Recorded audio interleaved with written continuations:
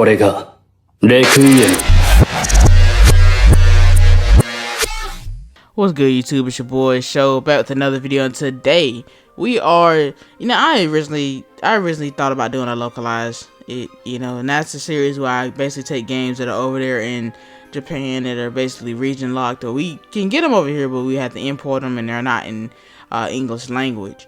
But this was a little bit different because the game is already out.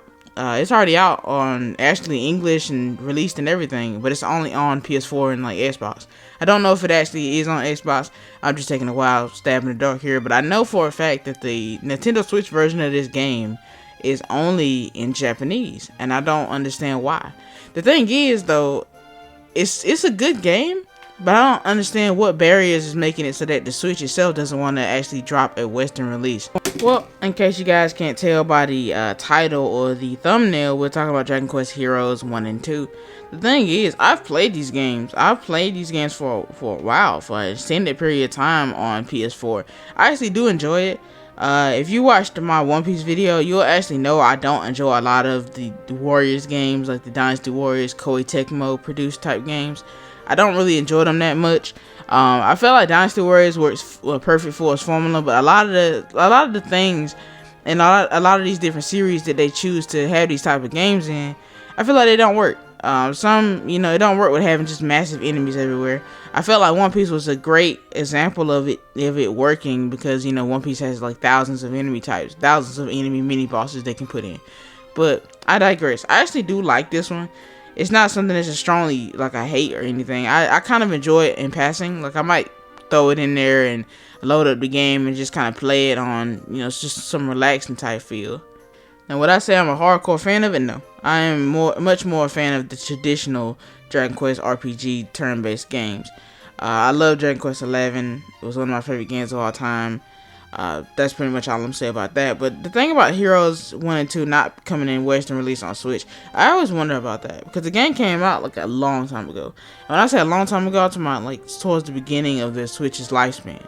So for it to not come out, and it's honestly, and in my opinion, a lot of games are better on Switch with the portability, especially Warriors games. I feel like Warriors games are just incredibly better on Switch. We already have Hyrule Warriors, we have Fire Emblem Warriors. They definitely know their fan base can love a Warriors game on Switch. We also have One Piece Power Warriors on Switch. So all of that combined definitely lets you know that it's a big market for Warriors games on Switch. I don't know why Dragon Quest 1 and 2 decided to not release. It might have something to do with like the translation, and it might have something to do with Nintendo and Western audiences. You guys obviously have watched many Nintendo videos before. It can seem like sometimes they just really don't like their fans in the Western market, to be honest. Like with the cancellation of tournaments and the stopping and selling of Joy-Con skins that support mental awareness and stuff. It seems like Nintendo's really just have a lot going on, and and that's what Japan in general, they really like to have their property, their intellectual property, kind of neatly tied up and wrapped in a bow. Like basically, they don't want really a lot of people using their content, and I can understand. They do make it, they do pay for it, so I understand that people, making money off of it or any of that fashion. They definitely have the right to stop all that stuff. Now, I'm actually curious. Like I said, I'm curious of why it happened. I'm assuming that they feel like maybe it's just not enough market to actually release it in the Western space. Maybe the game didn't sell too well in the Japanese version, so people the companies just assumed that it wouldn't sell well over here, which I can definitely understand that because like I said, I do play the game. I do enjoy 1 and 2. They're both great games, but they're just not for me.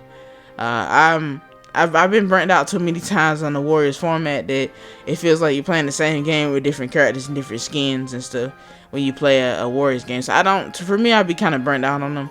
I don't like them as much. It's not to say that, like I said, it's not to say that they aren't great, but they're just kind of tiring to play like that same format. You basically run around.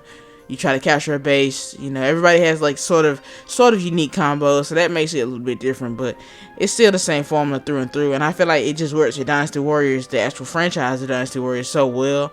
It should stick to that. But other than that, guys, I want to know: Are you looking forward for Dragon Quest 1 and 2 to come on the Switch at any time? I don't think it's gonna ever come.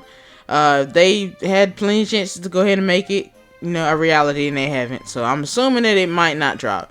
But if it does drop, will you pick it up? Like maybe dropping like a combo pack, because I feel like at this point, it's no point to release, you know, 2 different games at the same time. So I would definitely like, yeah, I would definitely like the combo pack. And what I mean by 2 different games at the same time is like drop 1 and then try to drop 2 and drop them separately. Then it should be together for like maybe like $40, considering how old the games are. But let me know how you feel about that in the comments down below, and I'll see you guys next video.